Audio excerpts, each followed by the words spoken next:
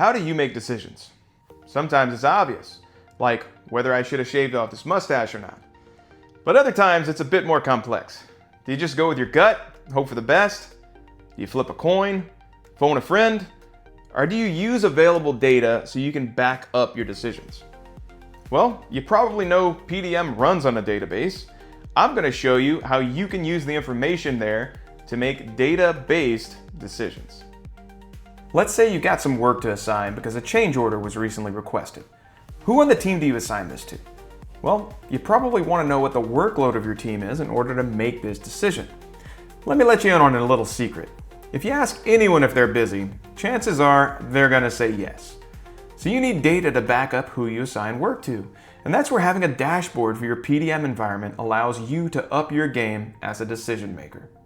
With Atlas Server, you can quickly get the info you need, such as who's working on what, the workload for each team member, and even project status based on workflow states, all in a filterable and easy to use interface.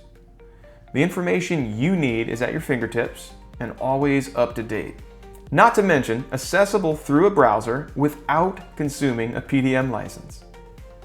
With Atlas Server, you can dashboard and monitor anything you want to manage better.